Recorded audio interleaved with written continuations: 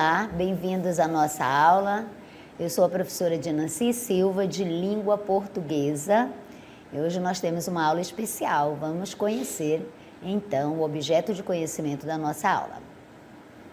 Objeto de conhecimento, estratégias e procedimentos de leitura, relação do verbal com outras semioses, procedimentos e gêneros de apoio à compreensão. Detalhamento dessa nossa aula de número 62. Informações implícitas e explícitas em um texto. Vamos então para a nossa aula.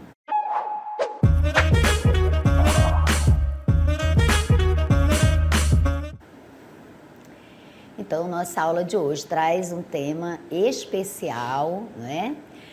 Que é sobre a linguagem. Vamos entender, então, primeiramente, o que é a linguagem e os seus tipos, né? Como ela se divide. Então, primeiramente, entendendo que a linguagem é uma capacidade inata que todos nós, seres humanos, possuímos. E essa capacidade nos permite viver em sociedade e nos relacionar com os outros seres humanos e com o mundo dos objetos. Então, só podemos nos relacionar com outro ser humano e com o mundo dos objetos mediante a linguagem. Agora que você entendeu o que é a linguagem, né, e que ela só vai se manifestar através da língua, ficou mais fácil. Vamos então entender que a linguagem humana, ela pode ser vista como a linguagem verbal. Vamos lá então ver a linguagem verbal. A linguagem verbal é o quê? A linguagem verbal é aquela que é constituída, não é, por palavras escritas ou faladas. Então, sempre que você ouvir a expressão linguagem verbal, você já sabe, é a linguagem que vai se concretizar, se manifestar através de palavras, e essas palavras podem ser escritas ou faladas, certo? Portanto, essa aqui é a linguagem verbal, a linguagem verbalizada, aquela que utiliza o signo verbal para poder se expressar. E a linguagem, ela tem funções, ela serve para expressarmos os nossos pensamentos, os nossos sentimentos, as nossas emoções, para nos comunicarmos, né? Para podermos viver. Não podemos viver em sociedade sem a linguagem. Daí a importância de estudarmos e entendermos a linguagem para podermos nos comunicar de forma correta, sem ruídos, né? Entendendo como ela se expressa, como ela se concretiza. Então, você observa que aqui nós temos, por exemplo, algumas imagens, como esta, pare, né? Aqui nós temos, então, a palavra pare, e aqui nós temos, então, linguagem verbal, porém, como ela está contida nesta figura geométrica, também aqui você tem um outro sentido da palavra pare, ou seja, está comunicando, né, um outro significado. Então, aqui reunido você tem a verbal, expressa pela palavra pare, e tem a não verbal também, expressa por este signo aqui, por esta figura. Nesta aqui você já tem, nesta outra imagem, você já tem umas pessoas aqui que estão dançando, né? Então, essas pessoas estão fazendo alguns movimentos. Tem linguagem aqui? Tem. Só que é um outro tipo de linguagem, né? Que é uma linguagem não verbal. Então, se a linguagem verbal é expressa mediante palavras, e elas podem ser faladas e escritas, a linguagem não verbal vai se expressar de uma outra forma, vai se expressar com movimentos, com cores, com símbolos, com signos, com imagens, não é? E você observa que pessoas em movimentos, elas estão vestidas de uma determinada forma, elas estão numa apresentação e tem significado, está se comunicando, então é linguagem. Aqui também nós temos, nós temos uma bandeira que também é linguagem, uma linguagem não verbal, está indicando a identidade, o símbolo nacional do país. Aqui nós temos uma história em quadrinhos, temos um parquinho com crianças, não é? Apesar de não existir nenhuma palavra, mas aqui também há uma linguagem que é a linguagem não verbal. Seguindo, então, vamos compreender, né, que a linguagem, ela pode ser verbal e pode ser não verbal, conforme já introduzimos para você. Então, a linguagem não verbal, ela vai se utilizar dos signos visuais para poder se concretizar, para poder ser efetivada. Então, você tem, por exemplo, né, os mesmos sinais que eu já estava explicando para você. Então, você tem aí, né, os signos visuais que eu posso visualizar e atribuir significados para ele.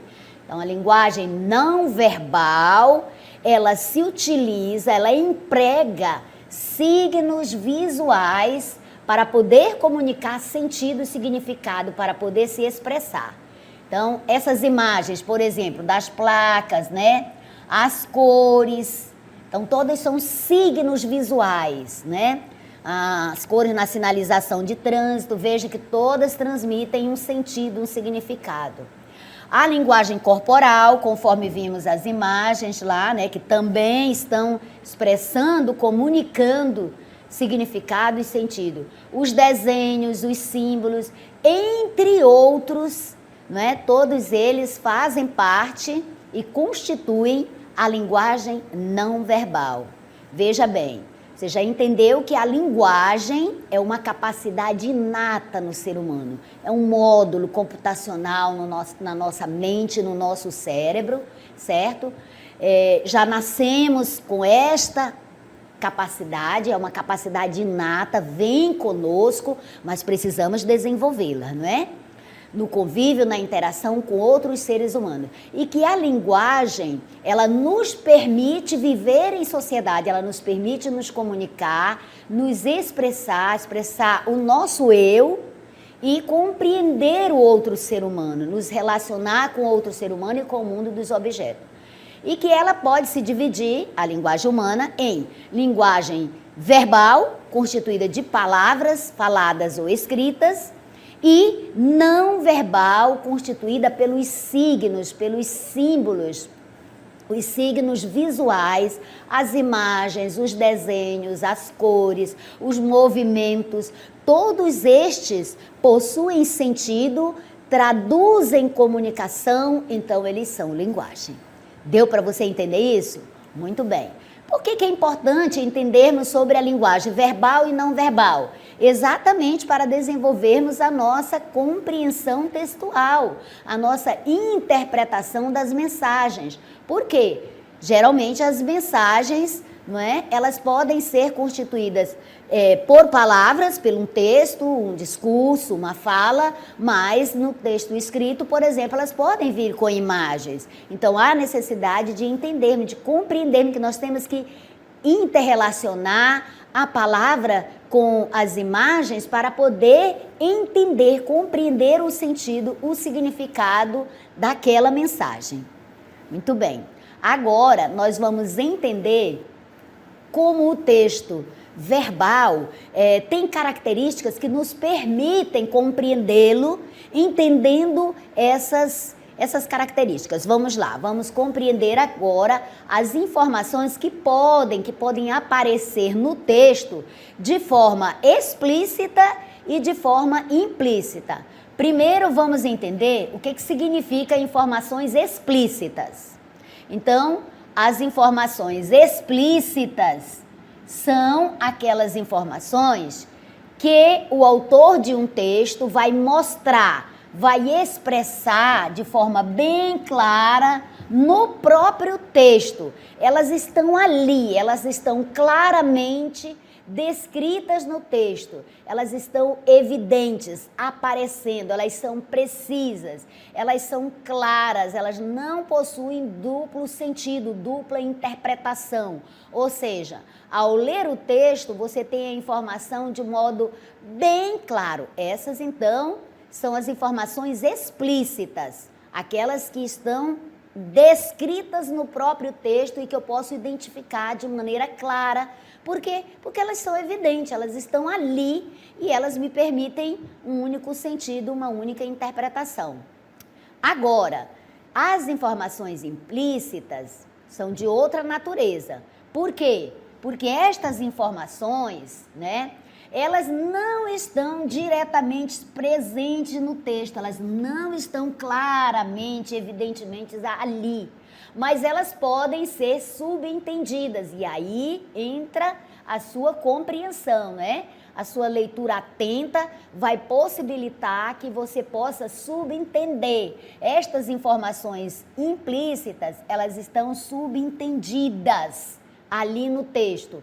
Ou seja, você vai precisar fazer um esforço para interpretar a informação partindo de quê? Dos sinais, das pistas que estão ali no texto para você poder entender. Você vai fazer inferências partindo de algumas pistas, de alguns sinais que o autor está colocando ali no texto.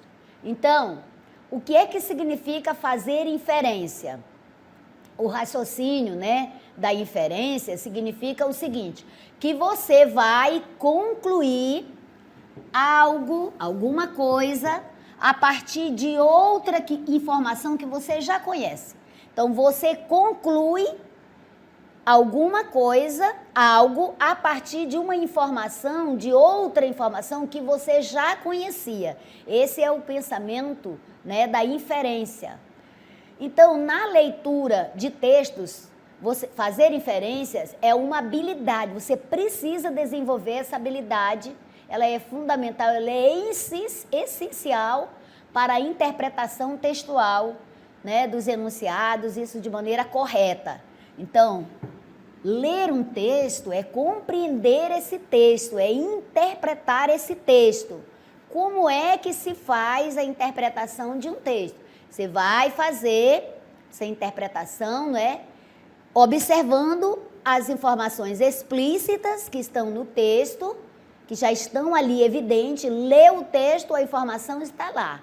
Você vai perguntar para o texto, por exemplo, o que, quem, como, por quê, onde, não é? E aí você obtém a resposta ali no texto, nessas informações que estão explícitas, estão evidentes.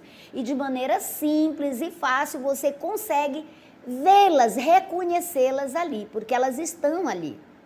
Já as implícitas vai exigir de você esse raciocínio, né, da inferência. Você vai concluir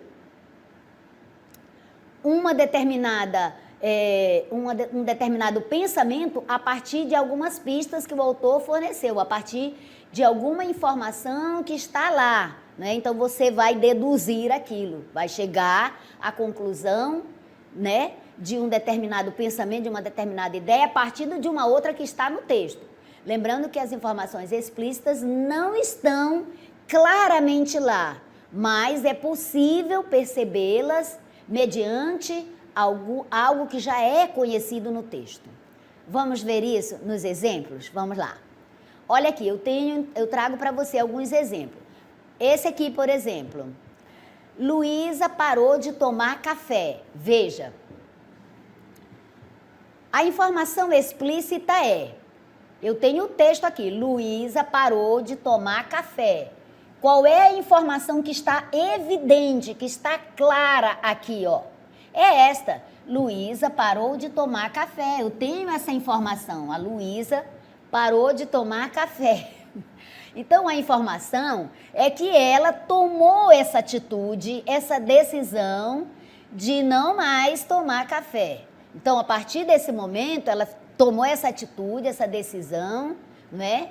E essa informação, ela está presente, ela está clara aqui no texto. Luísa parou de tomar café. Isso é uma informação bem clara, bem evidente, nem precisa de esforço aqui, porque a informação está explícita. Luísa parou de tomar café. Qual é, então, a informação implícita? Olha aqui. Aqui eu vou fazer um raciocínio, né, de dedução, a partir de uma informação que eu já tenho no texto. Eu já sei que ela parou de tomar café. Então, a informação implícita é: se a Luísa parou de tomar café, é porque a Luísa tinha o hábito, ela tomava café antes. Se ela parou, é porque antes ela costumava tomar café. Então, isso vai significar, né, que ela tomava café antes. Ela era habitual, era um hábito que ela tinha, e essa informação não está escrita, mas eu pude deduzir a partir da decisão que ela tomou. Parou de tomar café? Se parou, é porque antes estava tomando, certo? Então, essa informação, ela não está escrita, não está explícita, né, ali de maneira clara, mas eu deduzi. Ela pode ser compreendida, ela pode ser deduzida. Graças a quê? Graças às pistas dadas na frase, na própria frase, com a informação explícita, eu pude chegar à informação implícita, aquela que eu concluí. Eu concluí que se ela parou de tomar café, é porque antes, né, ela tomava. Então, concluí isso observando o verbo parar, né? O verbo aí, parou. Então, indicou aí que uma ação costumaz da Luísa, de tomar café, né? Ela estava em curso, mas ela parou, essa ação acabou. Isso ficou claro para você? Ficou? Muito bem. Então, para consolidar ainda mais a nossa compreensão acerca de informação explícita e implícita, vamos para um segundo exemplo e nós vamos utilizar os mesmos procedimentos. Veja. Exemplo 2. O aluno levantando a mão: professora, você pode me dizer que horas são? Veja, aqui tem o diálogo, né, como um diálogo. Então, o aluno levantando a mão: professora, você pode me dizer que horas são? A professora olha no relógio e responde. O que ela responde? Podem guardar o material, pessoal. O aluno que fez a pergunta para a professora diz: eba! Rapidamente guarda o material, seguido por outros colegas. O que é que você observa aqui? Veja, o aluno levantando a mão: professora, você pode me dizer que horas são? Veja, eu tenho uma primeira parte desse texto, eu tenho uma informação explícita. O aluno fez uma pergunta. A professora olha para o relógio e responde para o aluno: podem, aliás, para a turma, não é? Podem guardar o material, pessoal. Ou seja, aqui eu tenho uma informação implícita. Por quê? Claramente ela não disse que eram, por exemplo, 10 horas, hora de terminar a aula, ou 11 horas. Mas quando ela informou: podem guardar o material, pessoal, significa que ela estava dando a resposta. Então, eu pude deduzir que era hora de finalizar a aula, né? O aluno estava desejando que a aula terminasse. A professora respondeu: podem guardar o material, pessoal. A alegria do aluno, né? Porque finalizou a aula. Eba, guardando o material, né? E outros colegas também. Então, com a informação aqui, é implícita, está implícita aqui, está a partir desta informação do aluno, que ele fez a pergunta, a professora olhou no relógio e respondeu, né? Só que não diretamente: podem guardar o material, pessoal. Ou seja, ela disse: é hora de irmos embora, de finalizar a aula e irmos embora. Ou seja, aqui você tem a informação implícita, que é aquela informação que você encontra a partir da pista. Ó, olhou no relógio e respondeu: podem guardar o material, pessoal. Então, a partir dessa pista, você deduziu, você concluiu, não é, uma informação a respeito de algo, no caso da pergunta do aluno. Isso ficou claro para você? Ficou? Muito bem. Mas eu quero trazer mais para você. Vamos continuar observando, praticando e entendendo essa questão da interpretação, da compreensão textual, observando, analisando características do texto, como, por exemplo, o fato dele trazer as informações explícitas e implícitas. Isso é natural do texto, é inerente ao texto. Ele vai trazer informações explícitas, claras, evidentes, que estão ali, que eu posso ver de maneira bem simples, e traz também informações implícitas, como neste exemplo que nós vimos, e que vai exigir de mim, de você, não é? Análise. Temos que analisar para deduzir, para concluir, não é? Um entendimento, uma compreensão a partir de uma outra informação que já foi dada, de uma outra pista que está no próprio texto. Vamos então para o nosso terceiro exemplo. Veja, você vai ler o poema Rondó do Capitão. Rondó do Capitão. Então, vamos ler. Eu leio daqui, você lê daí. Veja. Bão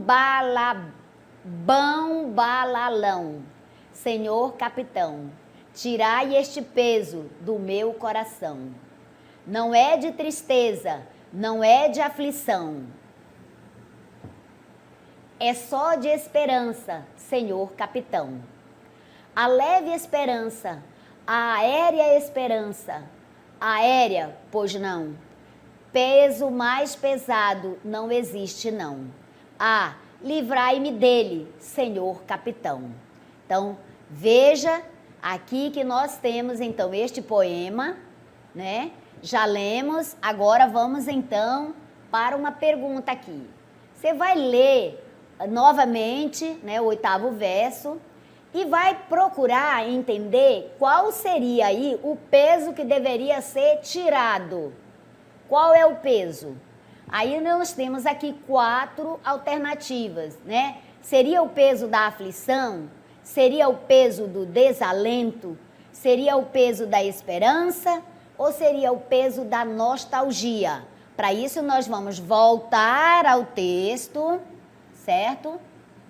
Rondó do Capitão, para podermos entender qual é o peso que está sendo pedido para ser retirado aí. Bão balalão, senhor capitão, tirai este peso. Veja, aqui tem informações explícitas. Tirai este peso do meu coração. Não é de tristeza, ó, tá claramente dizendo que o peso não é de tristeza. O peso não é de aflição. Aí eu tenho uma alternativa lá que diz assim, de aflição, né? Mas, então já sabemos que não pode ser a de aflição, né? Porque aqui no texto está claramente dizendo que o peso não é de aflição. Então, já sei que aquela alternativa que está dizendo que se o peso é de aflição, não é aquela. Também não é de tristeza, é para tirar o peso do coração, mas esse peso não é de tristeza e não é de aflição. Aqui eu tenho informações explícitas, veja, né? Eu tenho informações explícitas aqui. Então, já tenho essas explícitas. Vamos então observar o outro. É só de esperança. Olha aqui a informação explícita. A informação explícita está aqui. O peso é só de esperança. Senhor capitão, a leve esperança, a aérea esperança. Aérea, pois não. Peso mais pesado não existe, não. Livrai-me dele, senhor capitão. Pede que o capitão livre, né? O livre deste peso, que não tem peso mais pesado. Qual é o peso? É só de esperança. Vamos para a questão, então.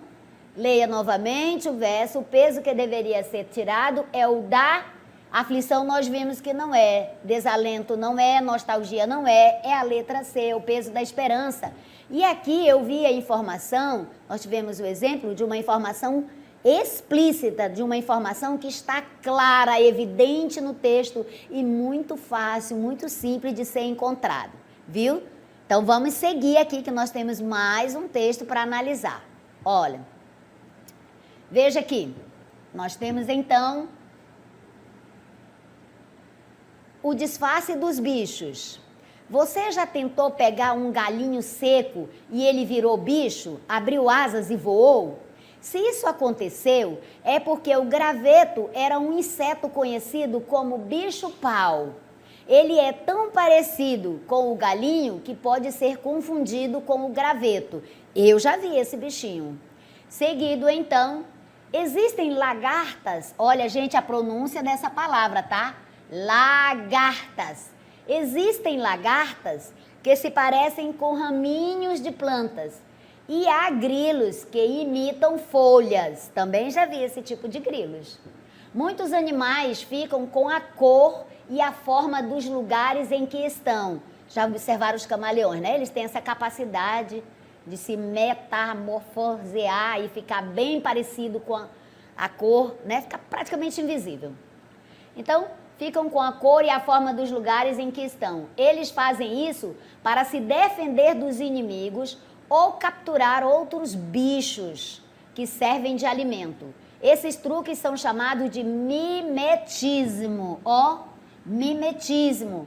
O que são mimetismo? Mimetismo é essa capacidade que os animais têm, não é, de se confundir com tomar a cor e a forma dos lugares. Eles ficam com a cor e a forma dos lugares em que eles estão, com esse objetivo aí, de se defender dos inimigos ou para pegar outros bichinhos para se alimentar, certo? Então, o mimetismo é essa capacidade que eles têm, eles imitam a cor no lugar. Vamos lá, então, para ver. O bicho-pau se parece com o quê? Você viu lá, né? Você viu que o bicho-pau Só um momento, vamos voltar. O bicho-pau se parece com o quê? Com a florzinha seca? Não. Com uma folhinha verde? Não. Ele se parece exatamente com um galinho seco. Muito bem, é esse aqui. Seguindo, então, vamos lá para um outro texto. A reunião se estendeu pela tarde inteira. Amontoados no quarto de Cris, os meninos não chegavam a um acordo sobre quem faria o que na peça. Foi preciso muita conversa e até alguns beliscões para que a maioria se conformasse com a distribuição dos papéis. Júnior era o mais forte do grupo e por isso ganhou o direito de segurar o esqueleto. A que caberia a tarefa de mover os ossos do braço, fazendo o gesto necessário para acompanhar a fala de Valfrido. E a voz rouca e tenebrosa, Biel treinou durante toda a manhã. Apesar dos protestos, as meninas se sujeitaram a permanecer na retaguarda, de olho na casa do Bola e nas esquinas da rua, prontas a avisar os garotos caso surgisse um imprevisto. E eu? Cisco perguntou após assoar ferozmente o nariz. Não tem Babel pra Brim? Veja, a frase não tem Babel pra Brim permite afirmar que o Cisco está, nem vou custar, resfriado. É isso aqui. Por que eu sei que o Cisco está resfriado? Vamos voltar aqui, então, para a gente observar a pergunta que ele faz. Olha, e eu? Cisco perguntou após assoar ferozmente o nariz. Aqui eu tenho uma informação implícita. Ele assoou o nariz. Aí depois ele falou, não tem Babel para mim? Ou seja, não tem papel para mim? Mas como o nariz está entupido, olha aí como ele falou, né? Falou dessa forma. Então, exatamente, né? O Cisco está resfriado. Agora vamos para mais exemplo de informação implícita. Vamos lá? Eu tenho aqui, neste exemplo, uma passagem de ônibus, não é? Veja, eu tenho aqui as informações sobre essa passagem do ônibus.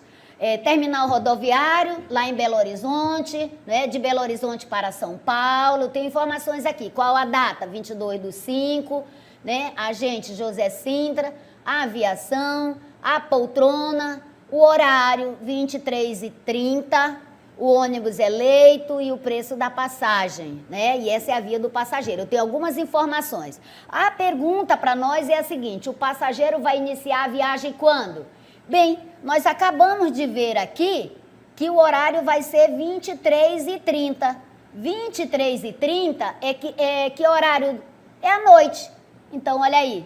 Eu tenho ali uma informação que está bem clara. Então, aí, né, você percebeu, está clara e ao mesmo tempo implícita. Muito bem. Então, nós finalizamos aqui a nossa aula, esperamos que você tenha gostado, mas, sobretudo, entendido sobre linguagem, que ela é verbal e não verbal, e as informações que podem ser explícitas e implícitas no texto. Até a próxima!